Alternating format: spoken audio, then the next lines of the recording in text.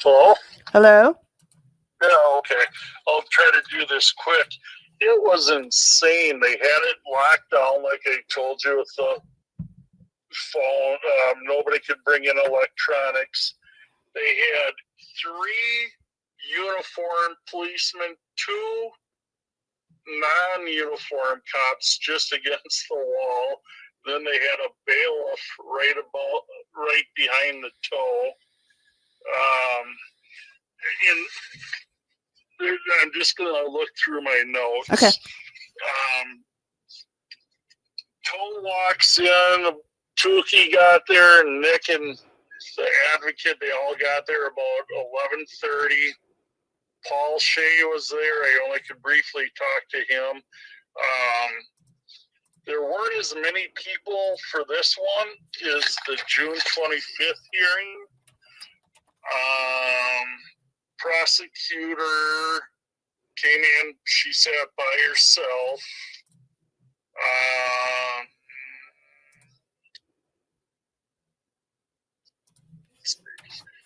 They kind of started off, went over a couple housekeeping issues, and they immediately started with Kayla's victim impact statement.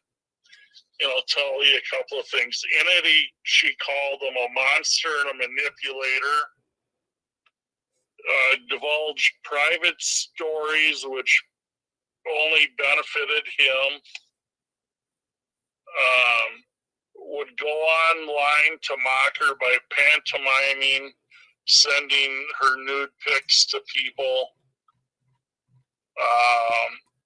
This is a good one. Aaron Imholte has stripped me down to the entire world. I can no longer go on for... anyways, this stripped her down for the entire world. She's not comfortable going out in public. As she gets near St. Cloud, her body trembles. She's on the verge of passing out. Let's see. She said, he has stolen my voice and I want it given back. The whole time she was reading her victim impact statement, Toe had a single piece of paper in front of him, looking down, not interacting with his attorney. And the funniest thing is, also on the desk was a box of Kleenex directly in front of the Toe. You know, why he would need Kleenex, I have no idea.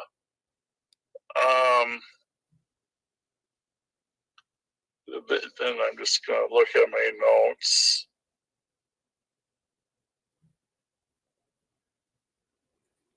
You're still there, right? Yeah, I'm listening. Everybody's responding. So here's, I'll give you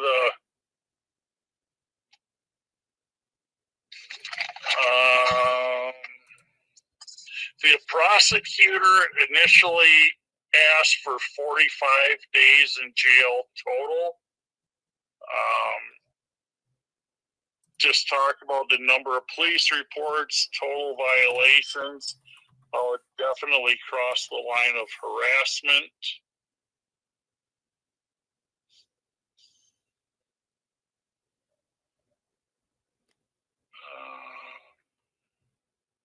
And she went on to say how Toe had mocked a $50 fine. And one of the ways that he mocked it was by asking Nick if he could borrow $50 to pay for it. That he'd instructed Gino and Kino, or whatever the hell their names are, Kiki, to talk about it and encourage others to talk about it on his program. Yep. Talked about the anniversary show, got a lot of attention. And basically it came down to, the prosecutor said Toe was present and active at the anniversary show, and he was in control of it. I'm kind of scrambling here, but the whole time outside of the victim impact statement, Nick and Kayla held hands. Yeah, Toll had complete control of what was said at the live show. Oh, and then that text that Toll put in the affidavit? Yeah. The prosecutor said the text had no date. Wasn't clear what they were referring to. It could have been sent months ago. Right. It could have been sent yesterday. Yep. Let's see. They said Toll had complete disregard for the court's order. Let's see. Oh, they initially started talking about how Toll needed a substance abuse assessment because so often he's drinking his show online and all he talks about is how hammered he was. Yeah. They didn't give him that, but the prosecutor wanted it. But it was funny, she said about how he talks about how hammered he was. It's true. So that kind of wrapped up the prosecution side. Then Toll's lawyer went, and it was pretty disgusting. The first thing he starts in, victim impact statements problematic, full of unproven allegations. In the impact statement, Kayla had referenced the Iowa DJ and the abuse that he had given to April and Ashley. Right. Toll's lawyer was saying that has nothing to do with this case. It's only included intended to make the statement more impactful, but it has nothing to do with this case. Kept going back to the only crime Aaron's being punished for today is sending a partially exposed nipple picture to just one person. He kept saying he sent it to just one person. The state doesn't have the pic. The pic doesn't exist. The only person to bring up that brought up the polycule initially was Toll's attorney.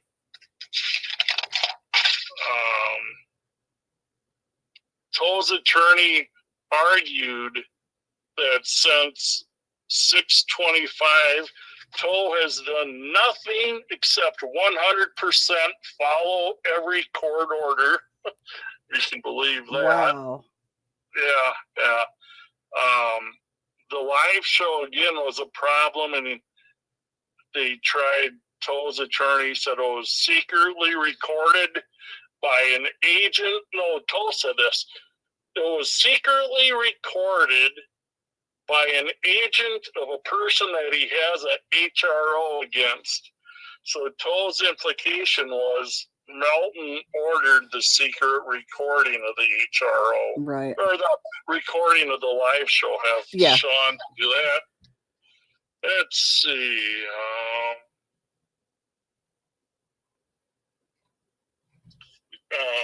Then when arguing for a lenient penalty, Toll's attorney said he's the sole source of income. He has 3 kids, only income in the house, pays child support, health insurance. Not fair to Toll to send him to jail. This was a good one.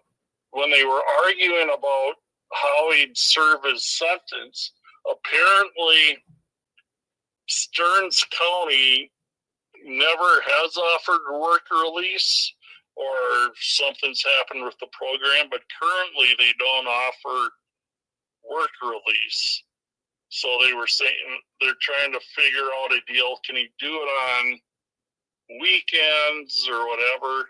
But they have until October 17th to determine when he can, how he'll serve the sentence. Wow. So they did, I guess, so he was able to walk out. He walked out, yep. Did he? Walked out. Is this for a misdemeanor or a felony? Gross misdemeanor. The felony was dismissed. Okay. And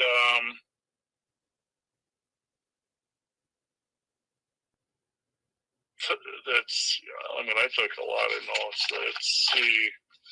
Then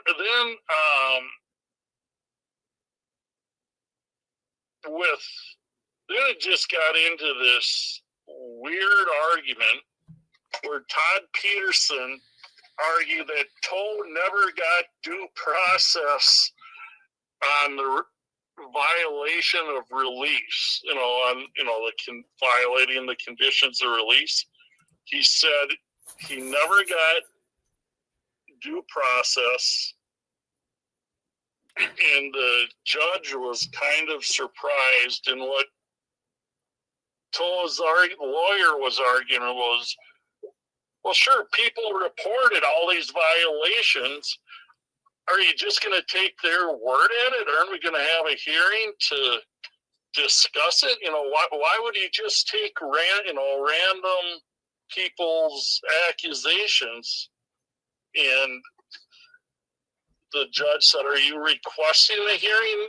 And she was kind of pissed. Normally, don't you do this before sentencing? She goes, are you requesting a hearing?